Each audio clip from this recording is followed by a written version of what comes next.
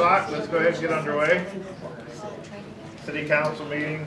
This is our working session, briefing session, Tuesday, January 15th, 2019. Thank you all for being here. First thing that we'll do is go through the agenda items. Mr. Duncan. Thank you, Mayor and Council. Tonight on the consent agenda, item 4A are the minutes from the December 18th City Council regular meeting. Item 4B is a resolution to designate an additional person to accept applications for ballots for municipal elections. The election code requires that there be a designated person to accept the applications, and so since we have one city secretary, if she is not here, we wanted to designate an acting assistant city secretary for the purpose of accepting applications, and this will designate our administrative assistant in our office as that assistant city secretary to collect or to accept applications. And who is that? Chelsea Cooper. Chelsea. Item 4C is a resolution appointing the election judges for the election to be held in May.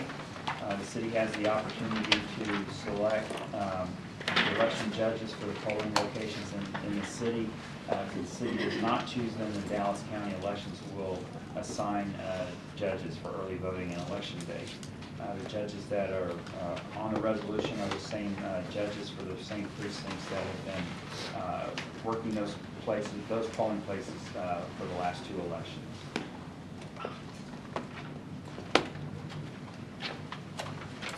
And item 4D is a resolution authorizing an application to the North Central Texas Council of Government and for the FY19 Homeland Security Grant. This is for in the amount of $42,000 for night vision units, 14 night vision units for the Police Department Special Operations Unit. This grant does not require a cash match from the city. Those are all of the items on the consent agenda. On the regular agenda, item 5A is an ordinance providing for appointment and contract for presiding municipal court judge and associate municipal court judges. As you know, we do have two additional people for interviews this evening. We have an executive session on the agenda for you to have that opportunity.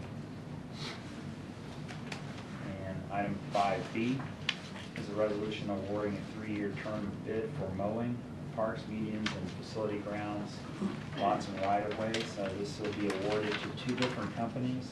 You may recall that we had a mowing contract, a 3-year term contract with TerraCare that did have 2 one-year renewals. They chose not to renew, so we went to bid.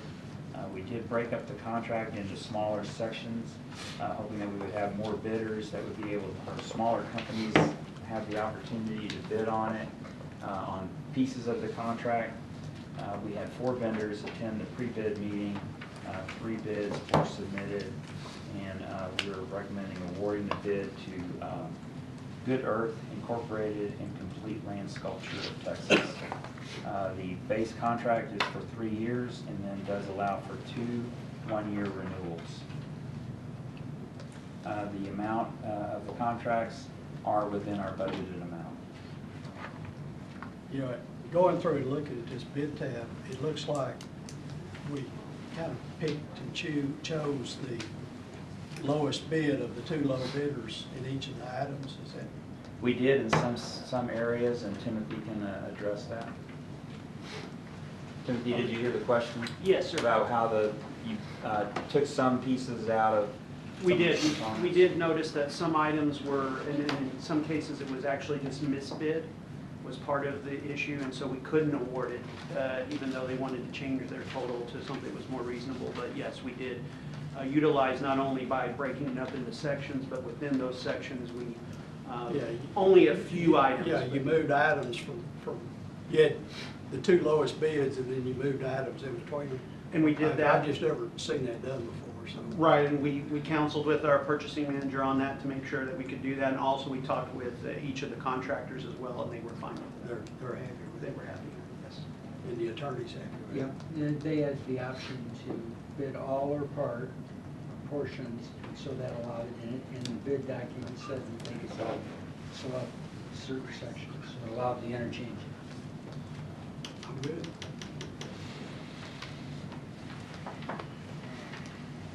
Item 5C is a resolution authorizing Linebarger, Gogan, Blair, and Sampson to obtain an order of sale for 4 properties here that are listed. These are for tax foreclosures.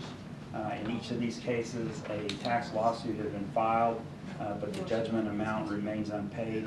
This resolution will authorize them to obtain an order of sale for each property and send them to Dallas County for sheriff's sale. And if they are not sold at public auction, it authorizes Dallas County to serve as the selling agent and resell those properties if they receive a satisfactory bid. All 3 of the properties we have noted then to turn over to Dallas County if they did not receive a satisfactory sale at auction. The property is 727 South Cockrell Hill Road, though, if it does not sell at foreclosure, we would like it struck off to the city, and that is the old Shamyville property. And that way we can market it. Will that cover up for any back taxes? Is that the complete amount for back taxes? It does. The foreclosure amount is for all back taxes and liens, and in this case, it's a large amount because there's also, I think, an outstanding tax lien by a vendor or something on Is the that property. the other 2 properties as well, or just that one property? All of the properties are for all back taxes and liens. And that will cover for all of them? Yes, and we also have our attorney here from Linebarger, Gogan and Blair, Pam, if you want to have anything to add. I believe that's correct. And that will cover all of the legal taxes that were included in the judgment. Some of them may have accrued taxes since the entry of the judgment, so those taxes would not be included. Thank you. But the only one of the 3 that we want struck off and given to the city is the Shamyville. Right. The others. And the county will accept the other one. Okay. Item 5D is appointment of the chairperson for the Tax Increment Financing District 1 Reinvestment Zone Number 1 Board. The resolution that, or the ordinance that established the TIF board specified that the city council would designate the chairperson of the board. During their board meeting in December, the TIF board elected Kenneth Embry as their vice chair, and they voted to recommend reappointment of Michael Grace as the chairperson. The term is for a 1-year period. And then item 5E is a resolution approving the tax increment financing district annual report. Annually, we have to submit a report to the state of Texas comptroller, and that report, that annual report, has been through the TIF board, and they unanimously approved it at their December 13th meeting. Those are all of the items on the agenda. Okay. Council members, if you take a look at the executive session items, if possible, if we can do everything in our powers to get through the briefing part of our workshop right now, and if we could start the executive sessions at 6:30, it would be wonderful, because of the judges being here as well. So if we can take care of all the other business and be into executive session at 6:30, that would be great for our citizens that would be waiting. If not, we are going to start city council at 7, and whatever we can't, if we can't finish the decision item on the judges, then we'll do that subsequent to finishing all the items on the city council meeting, go into executive session afterwards, and then come back in. So if we can get on the way and be into executive session at 6:30, we really appreciate it. Okay. First item,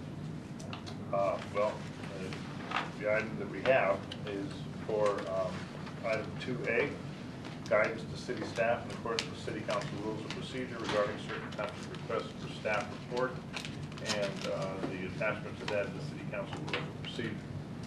And Mr. Cook, if you wanted to discuss that with us. I do. Kevin, you want to start us off, or we'll just go ahead and start?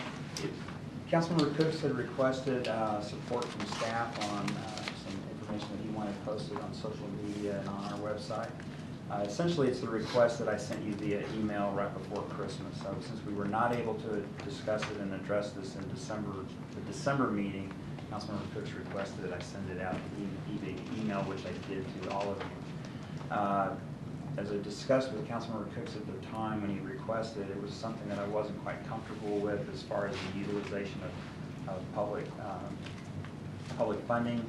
I tried to make the correlation with the overall public benefit to the city, and what he was requesting, what I felt like was a very worthwhile project that he did and very commendable. I had a harder time trying to justify that in my mind of how I could use public staffs or staffing, public funding to advertise that request of his on social media and on our website. But as I talked to him at the time, I said, this is something that I'm uncomfortable with, but if the council is okay with it, then we will do that. And so by the rules of procedure, it does allow for that if I have a concern about something, then I bring it to the council and seek the council's guidance and direction. And so that is what I'm doing, is asking for yours. And then Councilmember Cooks, please add to it. Good, thank you. Hey, well, I appreciate it. As you know, I try to come across to our city in a very positive manner. Anything else I think we can do, whether it's for the district, whether it's for the city, period. And being on the council before, I know that in many cases, I could only represent the district, so I did things within the district. I love to do it throughout the city. I think it's fun. I think it promotes healthy, positive things in our city. It goes with our capstone, which is most engaged citizens in America, create high-quality neighborhoods and parks. And so the reason I was bringing this to Kevin, because if you recall, first of the year, we had the Rough Riders event. And initially, I wanted to do the Rough Riders for the entire city. I knew I just couldn't represent the city, which was fine. So I was going to do it for the district. Well, the city manager said, I really can't just promote one district for the Rough Riders. I'm fine showing it for the whole city. So then Barry and I got on the same page, and we were like, let's just do it for the whole city, which was great.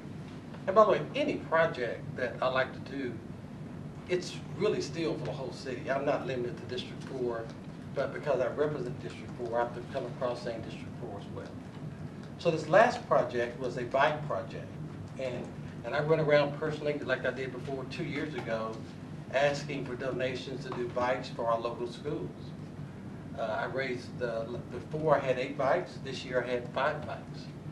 And the whole purpose of the bikes was 2 schools. Alexander was awarded 2 students with bikes based upon their attendance. So the principal and the counselor identified 2 students, and I'll show you that in just a second, where they were able to award a little bright-eyed young lady a bike, and she was happy, and her parents picked it up and they rode home. The other 3 bikes went to Brandenburg, and their project was to, based upon the principal and the counselor, was to write a short essay on how does bike riding contribute to a healthy lifestyle. So we had 3 great students actually we had more, but 3 actually won. And so I was looking to just making sure that that we represent well, that we show some positive things we're doing in our community. So you can show that, if you can pull up on these slides, presentation for just a second. Here for sure is what we did. So I got the sponsors, here's 3 bikes, these are the principal and the assistant principals. I delivered those bikes with helmets. And so so we did that. The little girl is the young lady that the parents gave us permission to take her picture and post her picture. So of course I put it on my social media page, but I wanted to share it and demonstrate it to our city website as well. So this is what I was asking for us to put on the website. If it's comfortable enough, it's for the whole city. I don't have to be in the picture. I just want to demonstrate we're doing positive things in our community. You can show me that next slide if you would, please. There's only one, sir. We put all your images here. Oh, you did? Well, okay, I had a couple more. I had one that shows the Rough Riders. They probably didn't want to show Barry standing in front of at the baseball field, but I had one showing Barry at the baseball field throwing out the pitch that he missed, that he made. I'm sorry, but so we had that one. So the other part of this is that I just wanted to make sure that whether it's District 4, or whether it's anyone any council member that's doing something great in their district that you want to display it, let's display it. Let's continue to be the cheerleader that we are for our district and for our city. So that's what I was asking the council to consider as we talk about doing other positive things in the city as well. I'll tell you later on, I'm teaming up with one of the other principals, and we're going to have a big bike ride in the city of Duncanville. I love for it to be the whole city. I have to start with the district first. But we're going to connect in that bike ride each school. And each school is going to meet up at one point by riding bikes. What I also sent to them was the 3 winners, and the 3 winners of the essay that the students wrote. One was very touching, so I won't really read that one, but if you'd like to look at some of the students' essays that they wrote, very short, 100%, 100 words or less, is what they wrote to win those bikes. So those very short, simple, to the point. I'm requesting that the council, in many cases, if it's something that it is positive, that reflects great things for our city, that we post it, whether it's on social media, whether it's on wherever we use our factors to post it, that we do that as well as we go through it. So that is my request. Make sure to leave anything out. That's my request of the council today. So to capsulize what Mr. Cook is asking for is, it isn't promotion of a single district. And in that respect, what we as a council have to consider is whether there's public benefit to the entire community in terms of using staff resources to do that for the public, for the publicity that Mr. Cook is asking city staff to undertake in terms of putting it on social media and anything else. That's the question for us to consider. So if there's any discussion and comments. And I'll add one other thing. The only portion that staff really have to get involved in is no more than what they do now for others, and that is to take the simple picture that I've sent and with the write-up, and if they're uncomfortable with the write-up, we'll change write-up, whatever, and to make sure that they post it. So it's no other staff time that I can see. I know every minute is counted, but there's no other staff time that I can see that really takes away from it. So To go back, who's going to craft what? I'll go and craft and just send it, say, here it is. So this picture would have been sent, it would have been sent with a flyer saying, here's the students and here's what we're going to do. So the staff would have to craft it now. We are crafting the lunch and learn, even for the lunch and learns that we're doing. I actually crafted it up first, and so now when staff's getting ready to post it again, they just change names and go from there.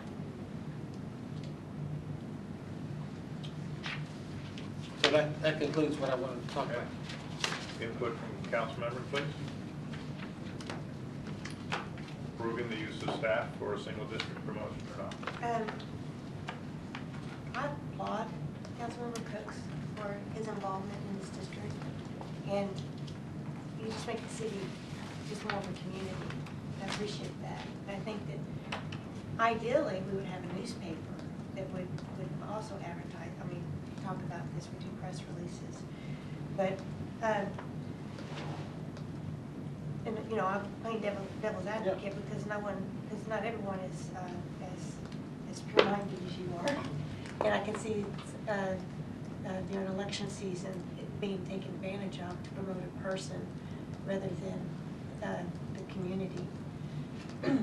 And I don't know that staff should be put in the position of approving those that are distinguishing between those that are political and those that are community-minded. So I think that's Mr. Hudman's discomfort yeah, factor as well. So I asked the city manager what other cities were doing, because I know their Facebook pages, I know their websites, and I know that they do this. I just don't know what their policy is. So I'm not aware, I can't really speak to a lot of what other cities, I've talked with our PIO who has experience in other cities, and she has not seen that in the city she was in. I know at one of the seminars I was at in TML, they did say that they had a separate page for each of their council members, and they administered it, but they also said there were a lot of issues with that. But those were separate social media pages for each council member. I reached out to a colleague of mine, and that colleague said, And I just kind of explained in general what the request was, and said they had the same concerns that I did of putting staff in a difficult position and having to make that call, and said that he said he would not do it. So I've tried to run this through and vet this out to make sure that it wasn't just my concerns, or that my concerns were valid. But so that's really all I can answer to. Can you put a link on the website to, say, Councilmember Cook's website or Facebook page? I don't think you should do that with the city website. That's government. It's just a link. If I they want- understand if they- what it is. So we have our phone numbers there. Right. Right? And an email address, and underneath it, we can have just a link to a website or to a blog or It takes it a to a Facebook private page. website. Yeah. Or Which the they would other need to thought- monitor. The other thought would probably be then to, again, I don't want to spend a lot of time on this, I know we're finished, is take away the district piece, and if it's something that the council would like to see, and I don't mind still doing the things I'm doing, I'm doing it not for Mark, but if the council would like to just kind of say, look, yeah, we'll be involved in that, doesn't have to be anybody's picture, let's just show some other positive things that we're doing as a council. So take away the district, just publicize what we're doing, period. It But in doesn't that have to be respect, a go person. along with what you're saying, then, that we would be involved in what you're doing before you do it. Yeah, almost like the Rather Rough than doing Riders. it and bringing us into it after the fact. Okay? So you're saying, yes, we'll bring it up, we'll see if it's something that the council want to participate in, and And it goes to the byline of, is there the overall benefit to the entire community Yeah. of what's being done. So if you have an idea, the council would approve the entire idea, be carried by an individual in the district. But we wouldn't be involved like we're doing here, ex post facto. and then I'll tell you, the other portion of it was pretty much like our school board. The school board had a coat drive. It was headed up by one of the school board members. Every school board member participated, and I forgot how many coats they really raised, but they had segments of boxes where they collected coats for students throughout the city of And there Duncanville. is an example of a concerted effort beforehand versus after the fact. Right. Well, only after the fact, because I was gonna do it regardless from to help the city, but it wasn't, that's why I wanted to bring it up, but anyway. Okay. That's my point. So what we're saying is that if a council member has an idea for community involvement, that we bring it before the city council, and on that issue, it's approved or not approved, whether the whole council wants to see it on the webpage? Not necessarily, it's whether the city council wants to use city resources Advertise. to advertise and publicize the event, not whether it's going to be done. I mean, if the city council doesn't want to do that particular thing, district council and district members are welcome to do whatever that person wants to do. Right. It's just that city resources won't be used to publicize it. So it's case by case, Sure. and it's decided by the council? Sure. Okay. Yeah, we do stuff in my district and we'll talk about it. Have block parties. And we should though, we should, because there's, again, we have to toot our own horn in some cases to bring our, instead of toot our own horn as a city, not as an individual. Right. And there's no discounting the fact that it's community engagement. Yeah. It's just a matter of use of city resources to work this. And as Ms. Thomas said, you know, we're in an election season. So we need to be very circumspect in what we do.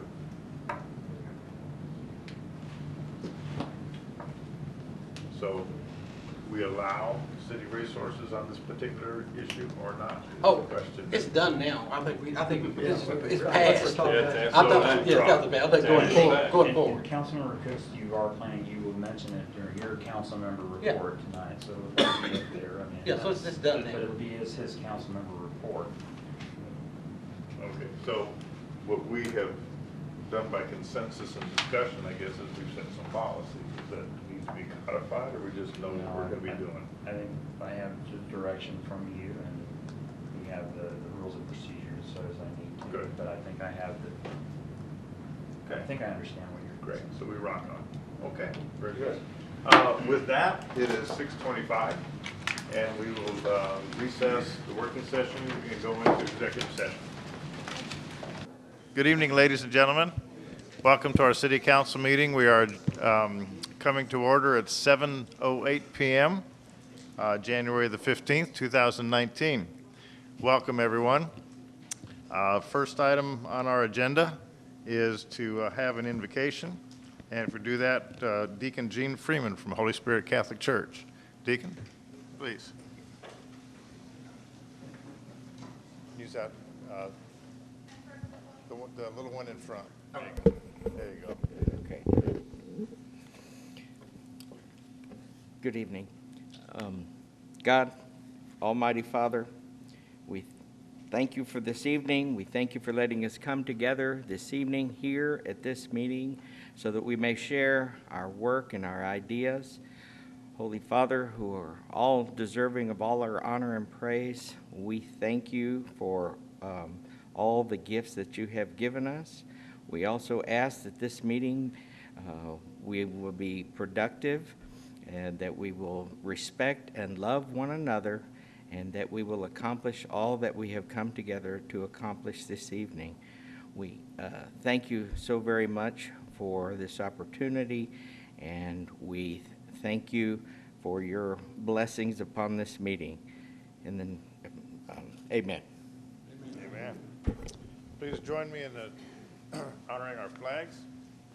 I pledge allegiance to the flag of the United States of America and to the republic for which it stands, one nation, under God, indivisible, with liberty and justice for all.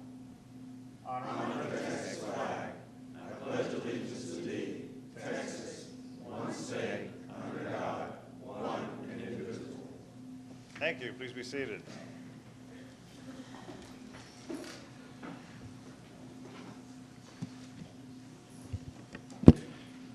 Next item on the agenda into reports is the mayor's report.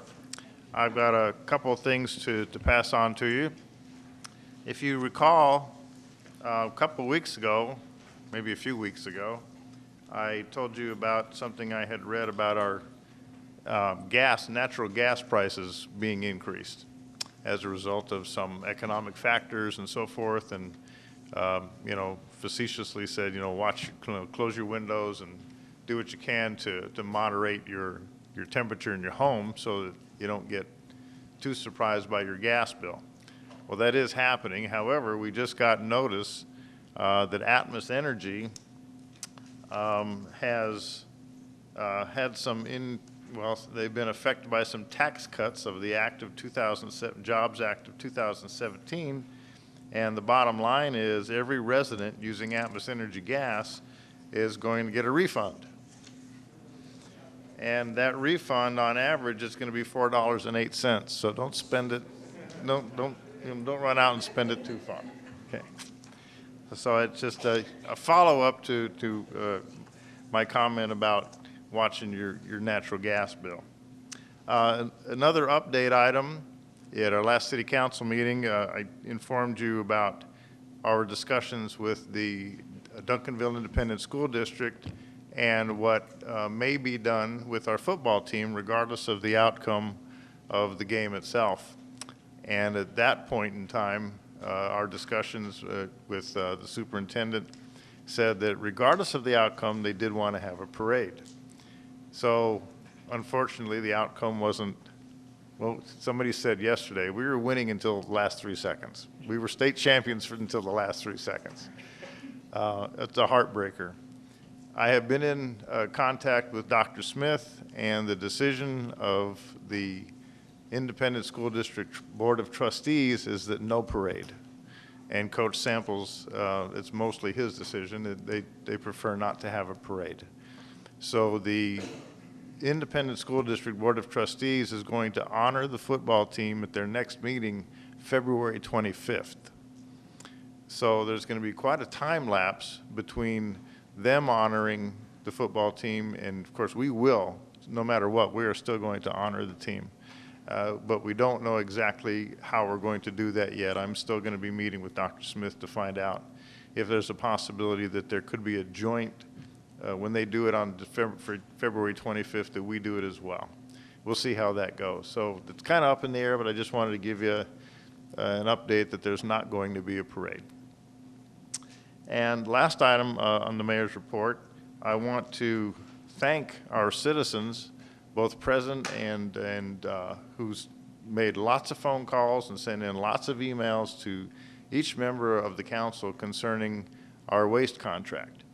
And it was quite a discussion last night in our workshop, and I thank the community for their engagement in this process, because as I said, each of us received emails and phone calls, and the decision that we came to last night during our workshop is that we are going to renegotiate the contract with Republic Waste.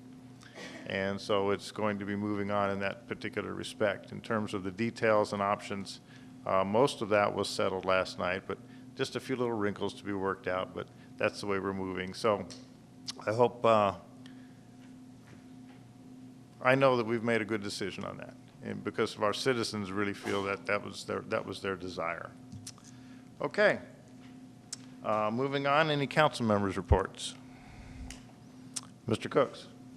Yes, Mayor and Council, and to our citizens, I want to talk about again our lunch, learn, and laugh lunch that I normally will have at Luby's every fourth Thursday of the month.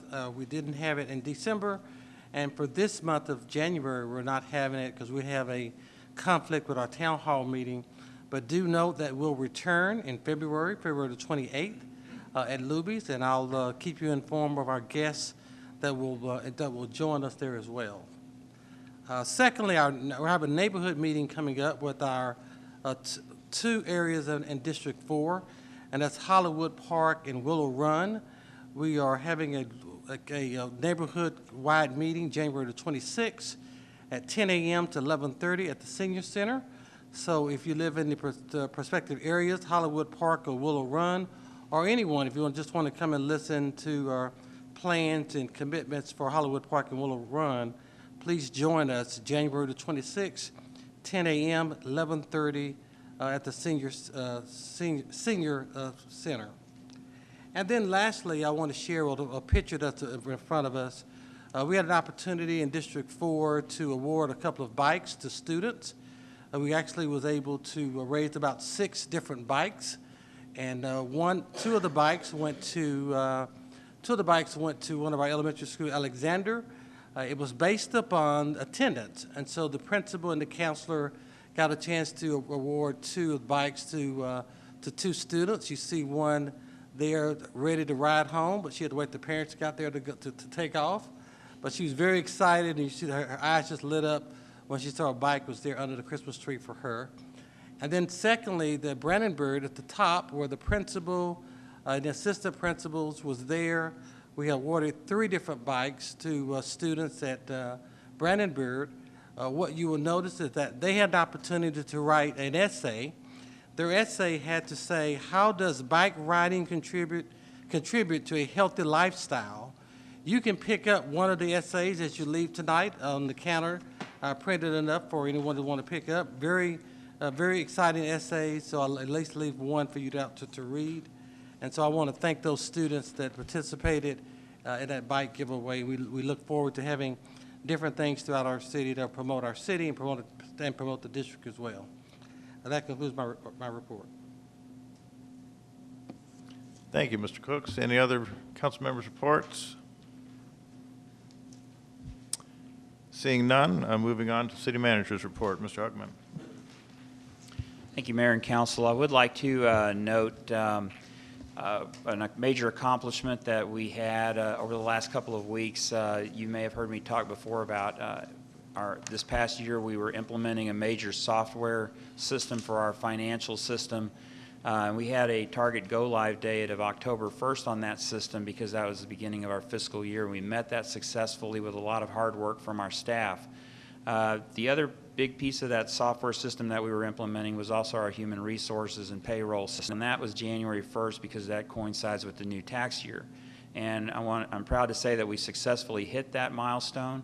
And it was a lot of work by our human resources staff, and our IT staff, but it was really truly a team effort because they had to utilize staff from other departments to help enter the data. We had to enter the data manually into the new software system several times over the past few months to run parallel payroll runs or mock payroll runs to make sure that the new system was working identical to the old system.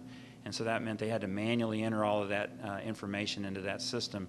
And it was the departments stepped up and assisted them by offering their admin help. And so it was really truly a team effort by our staff.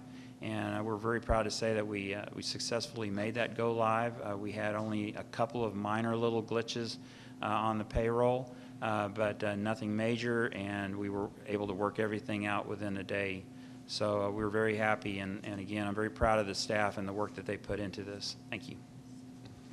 I want to echo that. I had occasion to speak to the one of the individuals in the lead for the implementation contractor that we'd hired to do the ERP, and he was extremely complimentary of our staff and how smoothly it went, and one of the very best that he's ever seen. So thank you very much to our staff, and personally, I have witnessed the successes and the failures of ERP implementation. And to see this one go the way it did, it's really a fantastic achievement on the part of our staff. So thanks to all for that.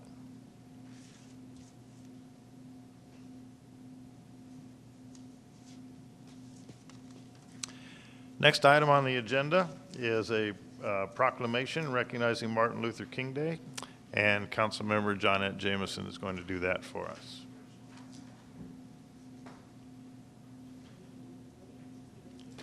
And receiving it is Linda Lydia. We would dare not invite her up, Mayor, without inviting her husband up with her. Bob, you want to come up with her?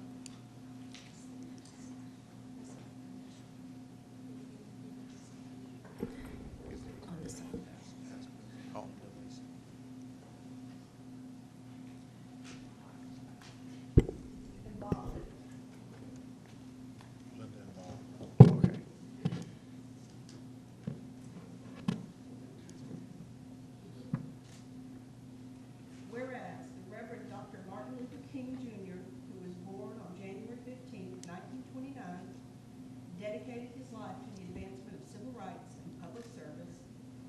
And whereas Dr. King believed in a nation of freedom and justice for all through nonviolent means and challenged all citizens to help build a more perfect union and live up to the purpose and potential of America. And whereas federal and state legislatures have recognized Dr. King's legacy as one of America's outstanding civil rights leaders by creating a federal holiday marking his birthday, and whereas this federal holiday was signed into law in 1983 and first observed in 1986, making 2019 the 33rd anniversary of the nationwide observance of the Martin Luther King Jr. federal holiday, and whereas Dr. King's legacy is honored each year on the third Monday in January. Now therefore, I, Barry L. Gordon, Mayor of the City of Duncanville, Texas, do hereby proclaim January 21st, 2019 as Dr. Martin Luther King Jr. Day in the City of Duncanville, and urge all citizens to join me in honoring and remembering Dr. King's plans and dedication to make America one nation with equity and justice for all.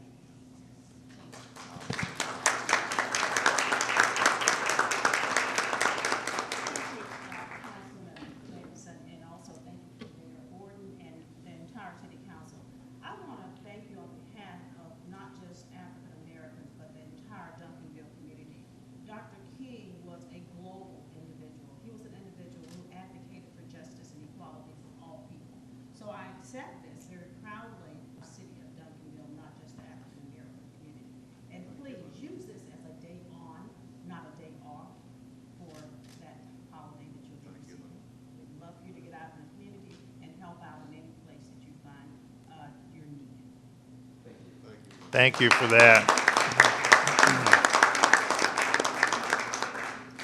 I also want to recognize Mr. Lydia as the past president of the NAACP.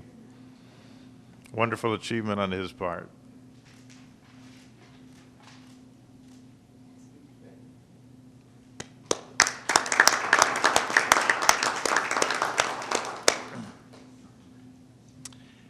Next item on the agenda is citizens' input, and I have 2 cards here from citizens.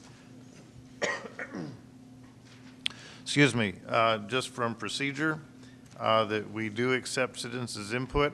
Citizens are limited to 2 minutes to provide input to the city council.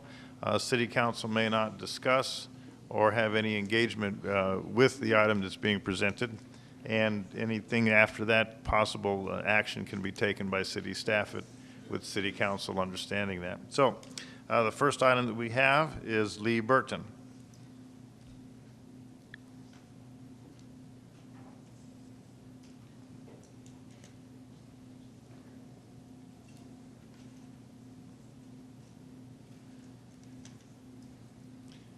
And please state your name and address for the record. Thank you. Took me longer to get out from behind the chairs than anything. Lee Burton, 810 Delphi, Duncanville, Texas.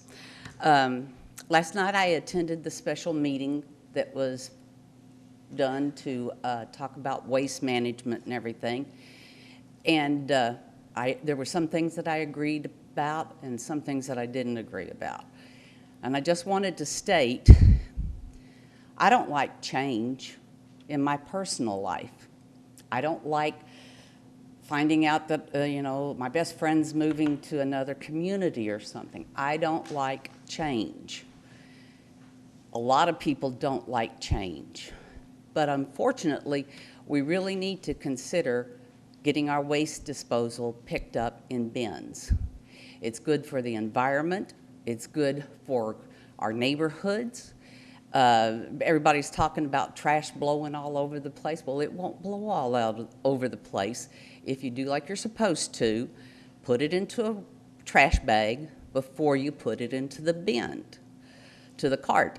I've seen this be very successful in communities all over the place.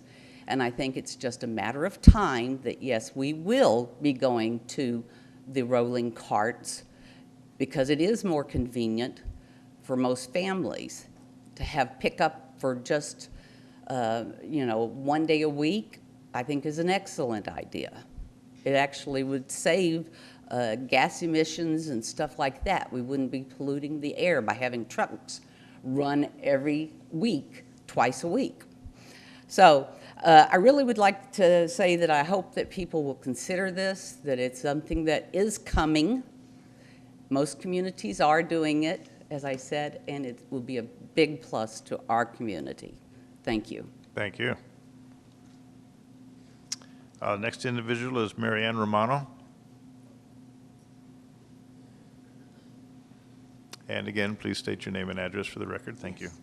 My name is Mary Ann Romano, and I live at 639 Sherrill Boulevard in Duncanville. I also observed the meeting last night of the City Council discussing the waste management contract, and these are the things that I heard. 1, that the contract is due to expire 9/20/19. 2, that Republic has done a great job. We haven't had very many complaints. They've been a good partner in the community. And for this reason, we're not going out to bid.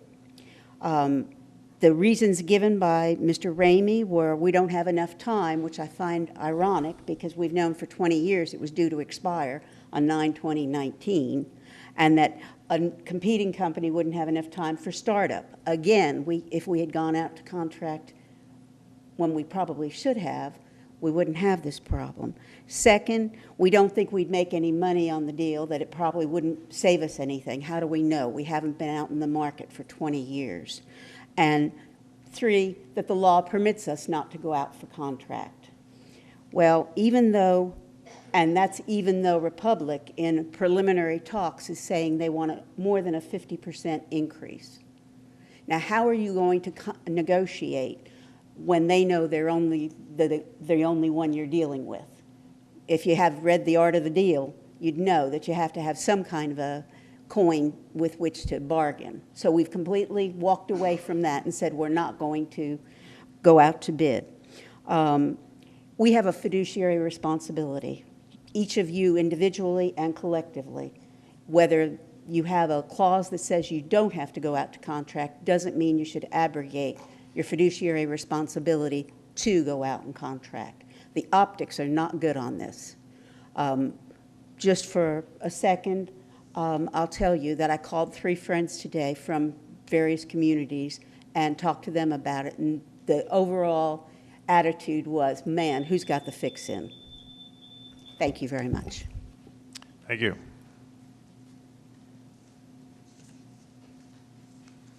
Next item on our agenda is the consent agenda. City Secretary, please read the items. Item 4A, consider the minutes for the December 18, 2018 City Council regular meeting. Item 4B, consider a resolution designating an additional person to accept applications for a place on the ballot for municipal elections. Item 4C, consider a resolution appointing election judges for the City of Duncanville and Dallas County for the May 4, 2019 general election and authorizing the city secretary to approve on behalf of the City of Duncanville any changes in the list of recommended election judges which may become necessary because of the inability to serve of any of the persons named in Exhibit A. Item 4D, consider a resolution authorizing the application to the North Central Texas Council of Governments and FY19 Homeland Security Grant State Homeland Security Program for night vision units that will be used for and in support of the Police Department Special Operations Unit to provide funding to purchase 14 night vision units with a total grant value of $42,000. Thank you. The chair will entertain a motion to approve. So moved. We have a motion to approve and a second to approve the consent items agenda. Please vote. Thank you. Moving on to item 5A. Items for individual consideration. Consider an ordinance providing for the appointment and contract for a presiding municipal court judge and associate municipal court judges for the municipal court of Duncanville and authorizing the mayor to sign. Mr. Summerlin. Thank you, Mayor and Council.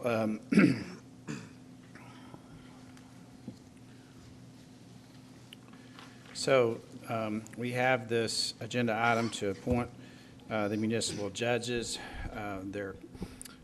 Our presiding judge, Judge Nealon, does not wish to be reappointed. He doesn't want to call it retirement, but he just simply wishes to not be reappointed.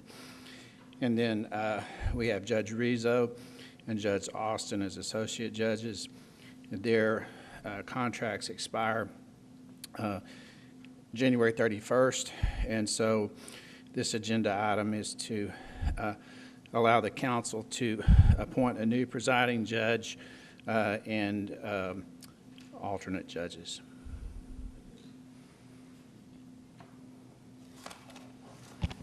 Mayor and council, you have a resolution before you that has blanks in it, so we would, when it's appropriate, entertain a motion and have whoever makes that motion read the names of the presiding judge and the associate judges that the council wishes to appoint for a 2-year term.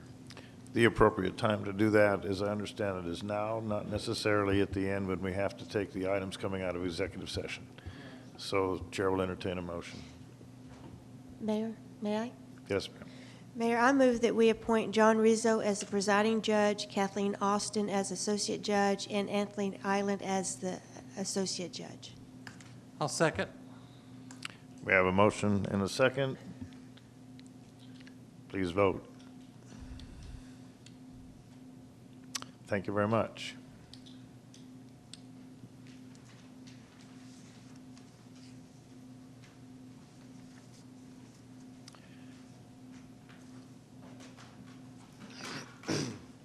Moving on to item 5B.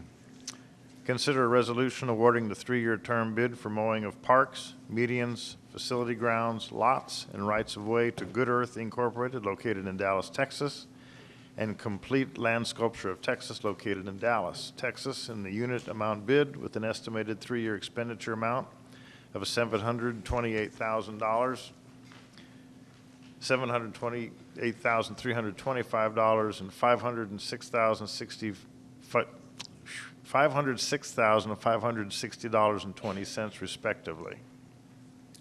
Thank you, Mayor and Council. Mr. Howe. It is my pleasure to introduce this item here and just give you some quick highlights about the process that we undertook to resolve this item that we need for our community. So the current contract, as we have stated in the staff report, was awarded in February of 2016, and it expires in February of this year. The current contractor does not wish to execute their 2 one-year options, and so when they let us know that, we realized that we needed to go out for bid. So we quickly started analyzing the current contract, and I would like to at this time also mention that our Parks Manager, David Codispati, really led the charge in really analyzing our bid specs and looking at this in all manners to try to make it local bidder friendly, i.e. that we were willing to chop up the contract into smaller bits and that it did not require them to bid on the whole contract. They could bid on the individual parts of it. We felt that would, help some of the businesses that might not have the capacity to handle the entire contract. So after the bid specifications were finalized and all the city staff signed off on that, the bid was released on September 23rd. Bid notices were sent out to 37 local vendors, or total vendors, I'm sorry. 2 from the Best Southwest area that were specifically identified that we knew of and had reached out to. We did have the local vendors did not end up showing up. They did view. There were 2 vendors that viewed the bid tabs to try to see the specifications, but they did not choose to show up at the mandatory bid meeting that we conducted on October 17th. We had 4 vendors present. None were from the Best Southwest. At this bid meeting, we actually did take a little tour or 2 of some of our properties that have in the past been items that contractors have communicated with us that they weren't quite clear on the parameters of it and all. So we made every effort to make sure that it was crystal clear what was entailed in this contract. Bids closed on November 2nd with 3 bids received, and 2 of the 3 that submitted bids would have the contract split up between them if you all approve that. And the recommended bid totals do come in under the FY19 budgeted amount as well. So as a result, staff recommends the resolution awarding the 3-year term bid as you see up there with the respective amounts that the mayor has already called out. So at this time, if you all have any questions about the process or anything, I'd be glad to try to answer those. Mr. Cooks. Timothy, would you share again with us how we go about advertising this out to the vendors?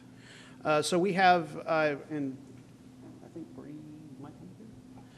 We do have a public purchase site where they can register as a vendor. So it goes automatically to them, but further from that, we also emailed some vendors that we're aware of from our experience in the maintenance business. There were some people that we were aware of that might not have already been a vendor, but they had to still register with public purchase to actually receive all the documents. But we let them know that this was out there for them to bid on. Did you find that there were still, with those 2 amounts being broken up into 2 parts, did you find that was also still too large for a smaller vendor as well? Unfortunately, I can't answer that because they didn't participate in either the mandatory bid meeting that we had, and they never contacted us any further. So we haven't had further contact with them that would indicate why they chose not to bid. But they probably could not if the amount was 700 and something thousand, or 500 and something thousand. or a smaller one, they couldn't. They probably looked at that amount and knew that they couldn't bid for that amount. So my question would, do we consider breaking it up smaller, where a smaller vendor could also participate? We did, and so in your bid tab, you'll see the different sections that we had, and those different sections were less than, were in the neighborhood of, I think the most expensive one was, depending on, you know, the bidder, but was in the neighborhood of 200,000 overall, and that 700,000 is reflective of a 3-year total, not a single year total. So the two vendors that we did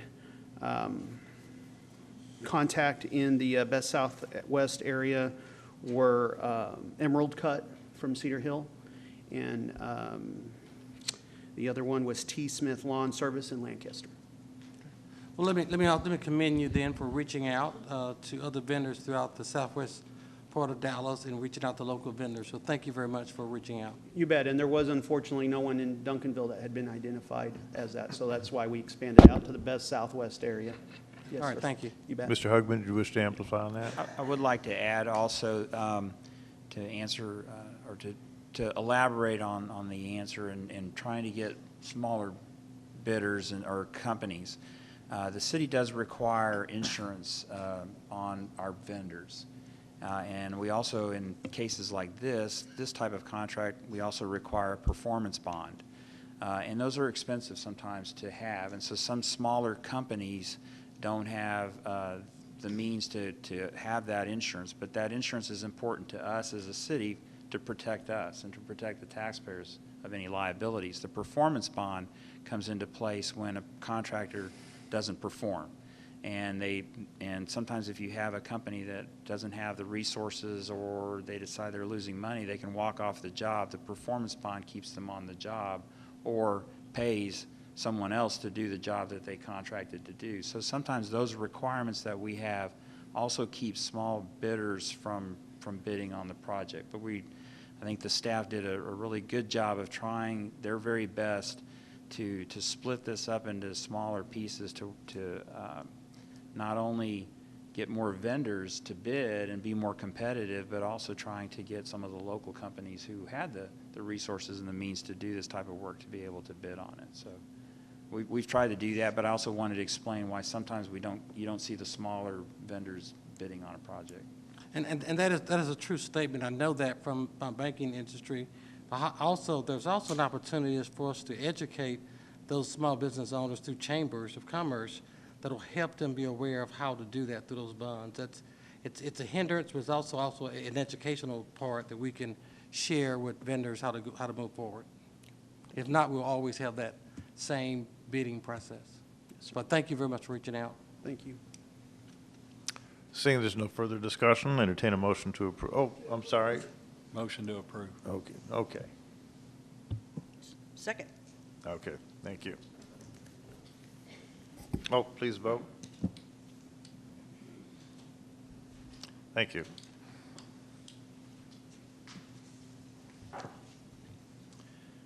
Moving on to item 5C, consider a resolution authorizing Linebarger, Goggin, Blair, and Sampson LLP to obtain an order of sale which will allow the foreclosure of and to authorize the sale of the properties by Dallas County at public and private sale in accordance with Section 34.05 of the Texas Property Tax Code for the following properties: 306 Cliffwood Drive, 530 Falling Leaves Drive, 239 Moore Street, and 727 South Cockrell Hill Road.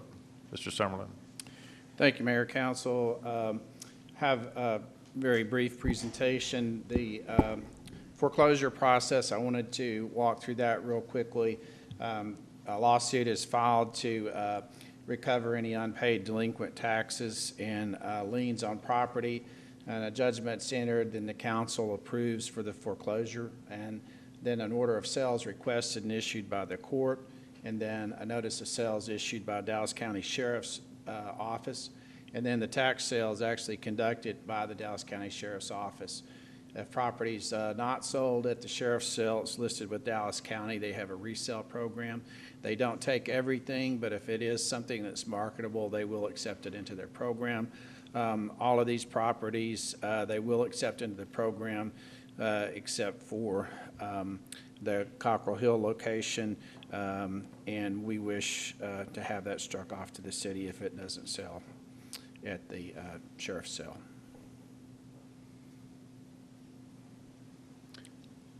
Chair will entertain a motion to approve. Oh, I'm sorry, did you have discussion, Mr. Oakley? I had one more summary slide. Oh, that sorry. Showed the total Silence judgment. is killing, Mr. Summerall. I'm sorry. Yeah. I'm sorry. The total judgment amount on each one of the properties is listed in the first right-hand column, and then the current appraised value. And as was Mr. Hugman noted in briefing, there is a large judgment amount against the Cockrell Hill Road because there are several tax liens, and there's also a third party that has participated in part of that tax lien. And with that, I'll entertain any questions. Any questions? Entertain a motion to approve. Move approval. Second. We have a motion to approve and a second. Please vote. Thank you very much.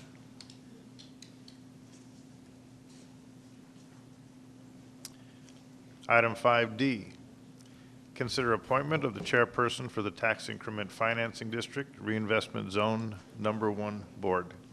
Ms. James. Thank you, Honorable Mayor and Council.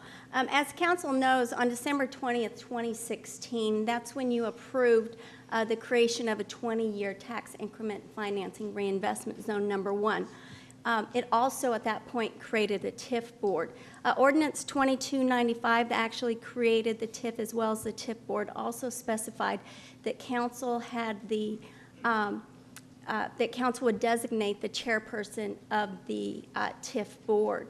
So during the TIF board meeting on December 13, 2018, the TIF board did elect Kenneth Embry as the vice chairperson and then recommended to for City Council to reappoint Michael Grace as the chairperson.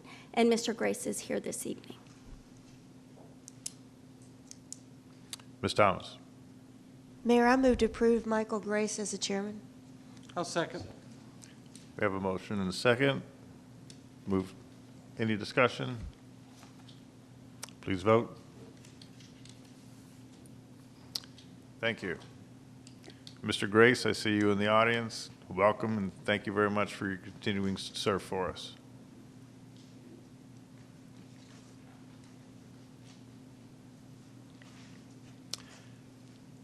Item 5E, consider resolution approving the Tax Increment Financing District Reinvestment Zone Number 1's 2018 annual report.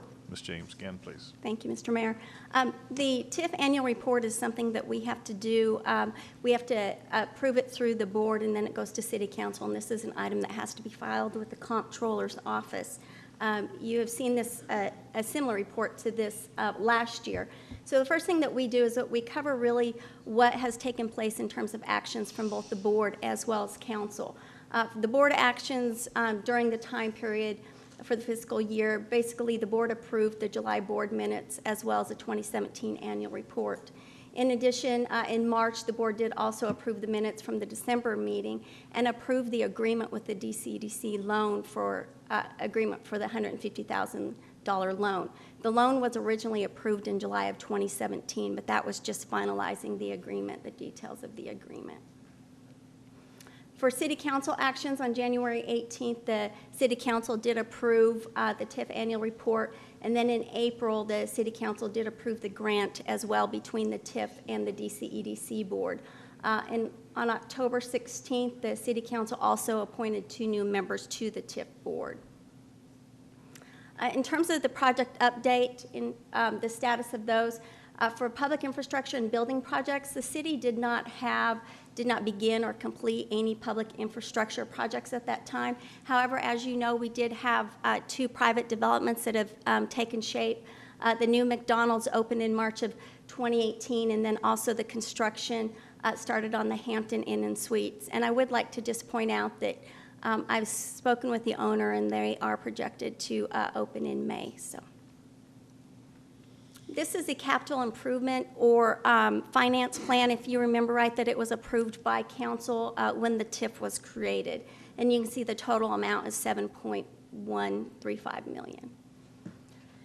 In terms of budget versus expenditures, you can see there with the current budget and then as well as with the remaining balance of the existing budget. The only costs to date have been administration costs, and this is on a running total of $16,779. And so that leaves the TIF overall balance with just over $7,118,221. In terms of the overall, and I apologize, there we go, I went too far.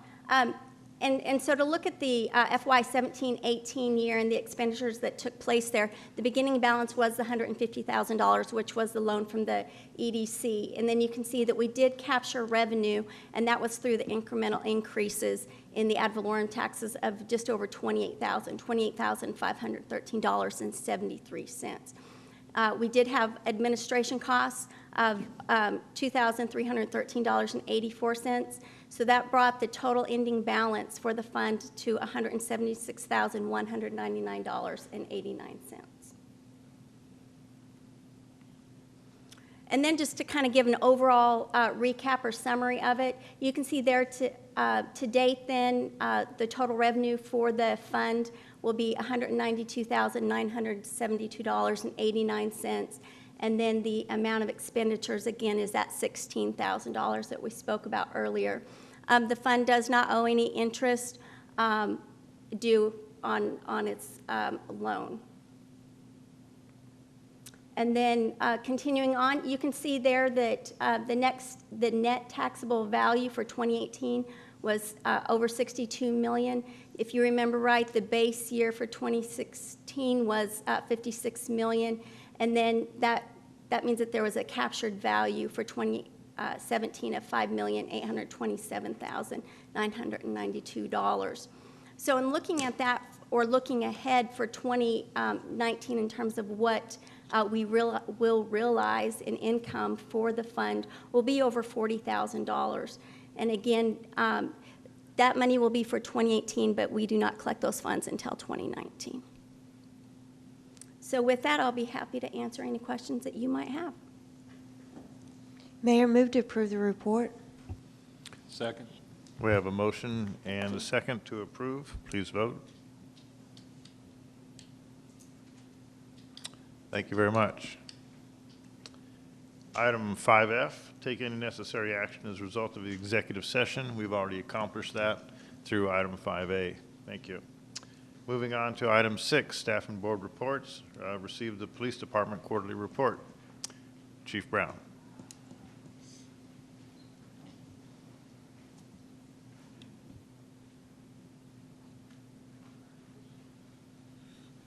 Good evening, Mayor and Council. Thank you for this opportunity to share some exciting things that have taken place in the Duncanville Police Department over the last quarter. This evening's quarterly report will be presented by Lieutenant Ron Wilcox. Ron was hired by the Duncanville Police Department in 1999. This July, he will celebrate 20 years of service with the Duncanville Police Department. I had the honor of promoting Ron to the rank of sergeant on April the 23rd, 2017, and he was promoted to the rank of lieutenant on January the 10th, 2018. Ron currently supervises our night patrol shifts. So without further ado, Lieutenant Ron Wilcox. Welcome, Lieutenant. Nice to see you. Thank you, Mayor. Good evening, Council, Mayor, City Manager. All right, I'm here to deliver the last quarter. Is this new for you? What? Is this new for you? Yes, it is. Calm down. We're okay. We're fine. Yes. Don't worry about it. Rookie, I'm gonna look this way. Okay. All right. We're on your side. Don't worry about it. I appreciate that. Thank you. Okay, we'll start with staffing and personnel. Christian Panilla, Christopher Mahoney, and Devin Blackmore graduated from NCT COG Regional Police Academy, September 27, 2018. Recruits Tiffany Manning and Ambrosio Hernandez are attending NCT COG Regional Police Academy and are scheduled to graduate on January 25th. Recruit Luis Alvarez entered the NCT COG Regional Police Academy on October 29th. We currently have 8 positions open.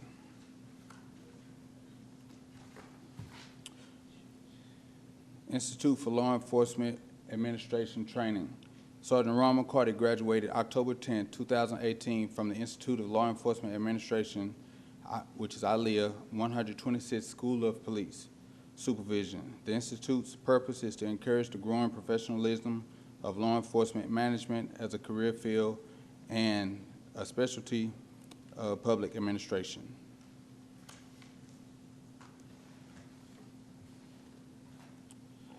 Detectives with the Duncanville Police Department arrested Marcellus Dunbar for operating as a chiropractor without a license. Since January 28, 2018, Marcellus Dunbar was operating In Touch Cryo and Wellness located at 920 East Highway 67 in Duncanville.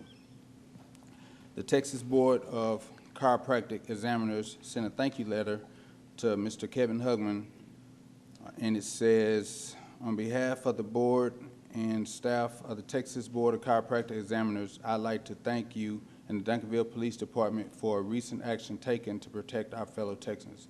And I'll skip down, and he wanted to especially thank Lieutenant Stan Estelle, Detective David Moon, Detective Jeff Pollock, Detective Bert Pugerney, and Detective Chad Berger.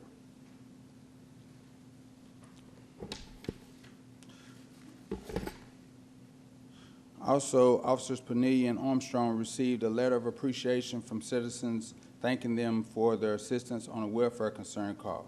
These officers assisted in locating the reporting person's son and in the following days follow up on the son's condition.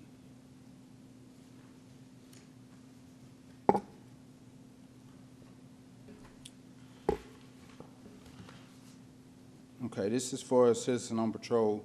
They helped recover a stolen vehicle. On September 17, 2018, COP volunteer Lewis Bullen called in about a suspicious person sleeping on the ground in the 800 block of North Duncanville Road. Responding officers made contact with that individual and ultimately recovered a stolen vehicle that had not been reported to Dallas PD Police Department. Again, if you see something, say something. Thank you, COPs.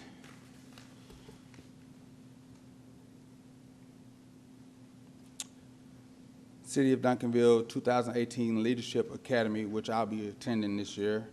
Sergeant Ron McCarty, Lieutenant Rebecca Young, and Lieutenant Matt Stogner graduated from the City of Duncanville 2018 Leadership Academy.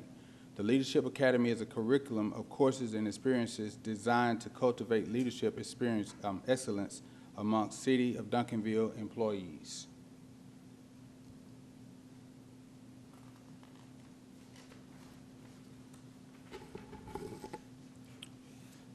Department activity for this last quarter. Number of use of force incidents were 3. Vehicle pursuits, 0. Number of citizen complaints, only 1.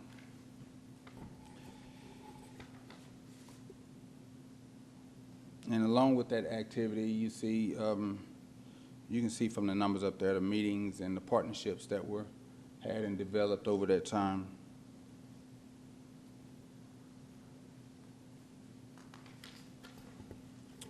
National Drug Take-Back Event. The Drug Enforcement Administration, in cooperation with Duncanville Police Department, conducted another National Prescription Drug Take-Back Day on Saturday, October 27, 2018. Citizens may drop off unused and or unwanted prescription drugs in the lobby of Duncanville Police Department 365 days per year. Duncanville turned in 354 pounds from this event.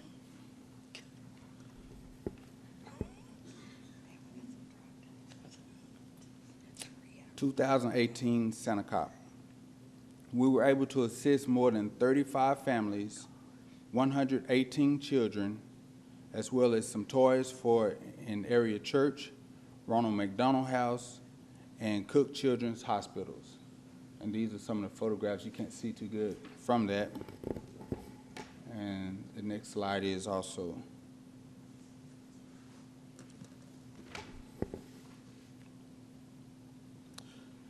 Civil Service Entrance Examination, new police officer. The Duncanville Police Department held a Civil Service Entrance Examination on November 3rd, 2018. There were 42 individuals that registered to take the examination. 26 individuals took the examination. 8 police candidates passed the written examination and physical agility test. The next entrance examination is February 16, 2019.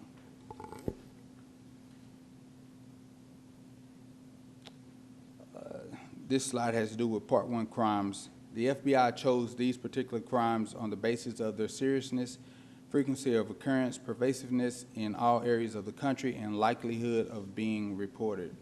So this is just a list right here of what we call Part 1 crimes, which takes us into the next slide, which is the statistics, and I'll leave that up for a second. You can see that numbers went down in some areas, or you can't see too good. Numbers went up in some areas. In particular, total commercial burglaries, they went down 19%. Residential burglaries went up. Total residential burglaries went up 6%. Aggravated assaults went down. UUMVs went down. That's unauthorized use of motor vehicles.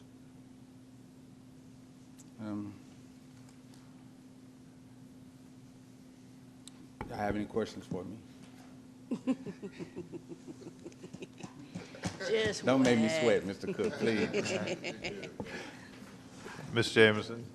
Oh, Your lights, excuse I'm me. sorry. Okay. Mr. Cooks? Yes, sir. Yes, sir. Yes, sir. I do have a question for you. Yes, sir. Hey, you talked about the residential burglary going up, right? Yes, sir. Do we have any numbers showing what, if it's one person, it's too many, but do we know what areas it went up in? Is it all over the city? If it's a particular part of the city?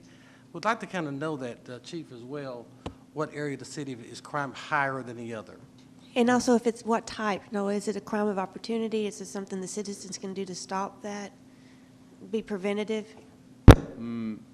Most crimes like that, I would say, are crimes of opportunity. As far as the location, it moves around. You know, of course, there's going to be some areas that are hit harder than others. And when that happens, you know, we as the supervisors try to take action. You know, if we need to move our personnel, you know, we try to do that, you know, to cut that down. But sometimes it works, sometimes it doesn't. Yeah, I would love to get more information about the where. I mean, I think that's important. That's important for us to know, Chief. We'll be happy to provide you with that information. Our city is divided into 4 districts, and so the next time we present the report, we'll show you the increase in those respective districts. Okay, all right, thank you. And then the last question, you didn't brag about the new patrol car that you guys have. You want to share that with us? Yeah, we have some new patrol cars. They look pretty good. Everyone seems to like them. So far, so good. I haven't driven one yet. I'm still in the older version, you know, until they get to changing the one that I drive, and that's fine. Let the guys that's out there all the time get the better vehicle, but. Are these the nice. Tahoes? These are the Tahoes, okay. Yes. We're phasing out the Explorers and going to the Tahoes. Well, let me also thank you for all you do. Thank you, Really Mr. appreciate the nights, the days, and all the things that you do when you leave your family, so thank you very much. Thank you. Appreciate it. Thank you. And next time we'll have harder questions for you. Mr. McBurnett? And I'd also say, Lieutenant Ron, I appreciate everything you do as well. Thank you, I sir. mean, I've seen you for a number of years Long taking time. care of things. Thank you. Thank you. I do have a question. Yes, sir. On the commission of the crime, whether it be burglary or whatever there was, do we track where these people, the perpetrators, live? Are they residents of Duncanville, or are they coming in from other cities and perpetrating the crime within our That's borders? hard to say. I mean, if you catch them, you can find out where they live. It's hard to say. Do Unfortunately, we track that data or not? Well, I'm sure that we can pull that up. Yes, sir, we do. When we're able to identify a person responsible for a crime, we keep a database on those individuals. Maybe next time, in addition to identifying the district, if you could give us just a, 10,000-foot overview of, are they coming in to do the crime in our city, or are they residents of our city? Well, there's some information that until someone is actually arrested and convicted of a crime that we may or may not be able to share with you, but any information that we can share, we certainly will do that. Okay, yep, understand. Thank you very much. And we're going to see you again. Yes, you will. Chief?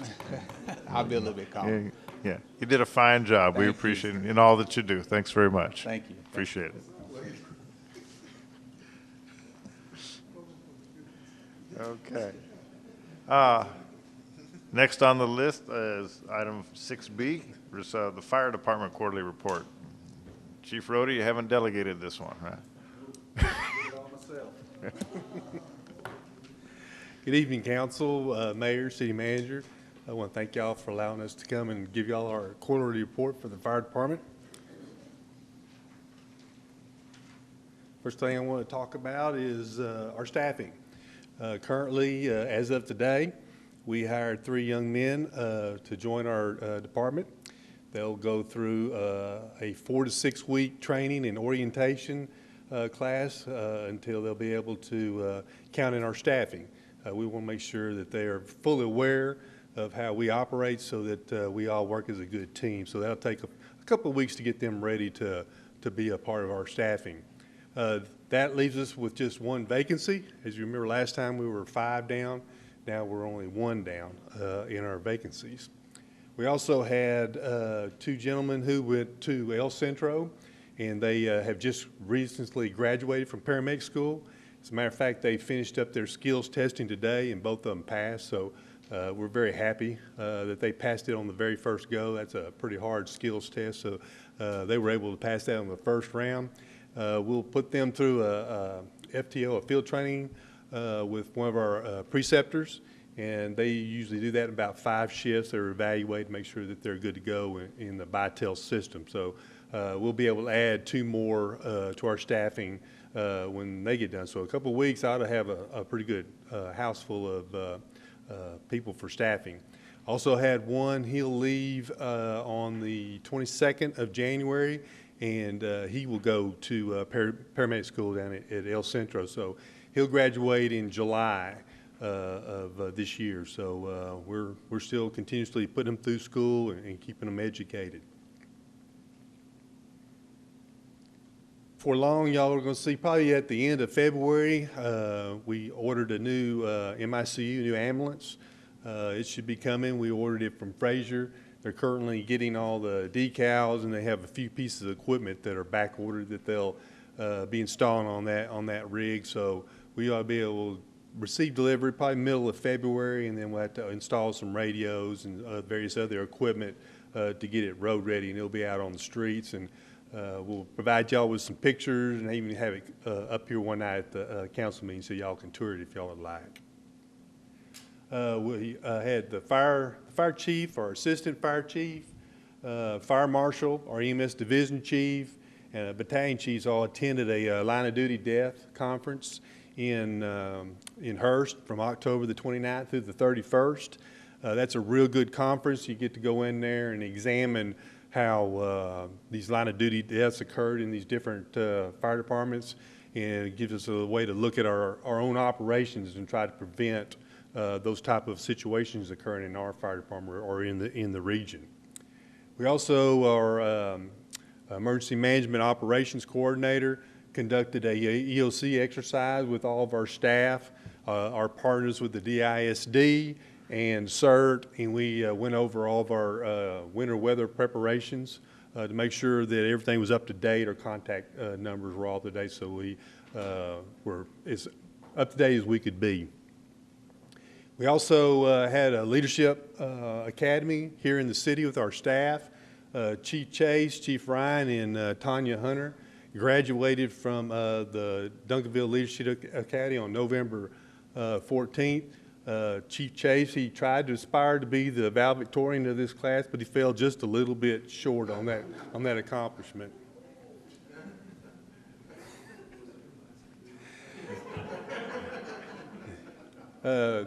Myself and Chief Ryan attended the Texas EMS Conference in Fort Worth, November the 19th through the 21st.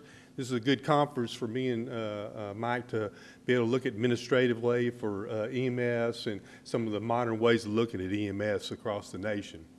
We also had a kickoff meeting for our debris management plan. As y'all recall, DeSoto already had a debris management plan, so she's in the process of developing for Duncanville and Lancaster and Cedar Hill, and hopefully have that done sometime in March. We also had a regional leadership workshop where myself, the assistant chief, EMS chief, the battalion chiefs, and our regional emergency management coordinator and our executive assistants all attended that Tri-City Regional Leadership Workshop on December 13th and 14th, which was real informative. It was a chance for everybody to go in or network at this leadership workshop. Some of our performance indicators for our quarter 1. We had 1,670 actual calls for service. One that I'd like to notate is our EMS calls for service. They still are a major part of the fire department. We had 1,168 actual calls for service for EMS. Our total calls for service in 2018, we had 6,639. Again, I want to reference our EMS calls. We had 4,731 EMS calls, which was, again, the majority of the actual calls that we make throughout the region. And with that, I'll take any questions. Mr. LeBlanc. Chief Rhodey, first of all, thank you for all that you guys do. I just had a question when you talked about the conference you guys went to regarding, I guess, if a first responder dies in the line of duty. Yes, sir. Do you guys have any, and it may be something for the city manager as well, is there something in place where the first responders can get educated on how to deal with mental health issues, depression, PTSD? Because you guys come on the scene, you see some horrific stuff, and how do the first responders, how do you guys deal with that self-care piece? Do you guys have something in place for that? Do you go to conferences for that? How do y'all deal with that? That's a very good question. We just last week had a conference down in Cedar Hill that we put on with PTSD, and we had all 3 of our shifts had the opportunity to attend that conference, and it was put on by a fire chief up in Wiley, and through his own personal experience. And we, as a matter of fact, we saw him at that line of duty death conference and asked him to come down and speak with our people about PTSD. And he was very touching on some of his experiences and how he handled it and what organizations he went to seek counseling. So we work with other fire departments if we have that kind of issue with one of our guys, and we have BITEL, that we can contact a social worker that can come out and help us with all those type of things. Okay. And are the first responders, and this also may be for you too, Chief, are they encouraged to come forward? I know a lot of times, with what I do, I know that a lot of times they are reluctant for the fear of being labeled and then the fear that they may jeopardize their job. So are they encouraged to come forward if they're having? I'm almost sure they are, but yeah, in our department, yes. And that's kind of in the past, that fear of right. It's kind of been where it's recognized now, and right. that there is help out there to if they need that kind of help. And I know Chief Brown, they've got a new program that they're working on that for that mental health wellness. Yes. So yeah, we're definitely on top of it, trying to provide right. what we can for all of our people. Good, that's encouraging. Yes, sir. All right, thank you, Bo. I concur with Chief Rhodey. That's an excellent question. More police officers are killed with their own. Yeah. Suicide rates are up, yes. And the crooks. Yeah. And so the safety and well-being of our police officers is very important to us, and it's something that we discuss on a regular basis. And we encourage our frontline supervisors who work closer with our frontline officers to observe any behavior that they think needs to be addressed. And so, yes, sir, that's at the top of our list. Excellent. Thank you. Thank you, Chief. And again, all of us, thank you for your service and for the entire department's service. And Chief Chase, class of 3, you didn't make the valedictorian, but you know. Thank you, Mayor. We do appreciate our first responders in our entire city very, very much. Thank you. In a closing comment, just before we adjourn, just want to remind our citizens that there is a town hall meeting January 24th at 6:30 p.m. in the Senior Center for Kidsville. We invite everybody there for that. So with that, we are adjourned at 8:13.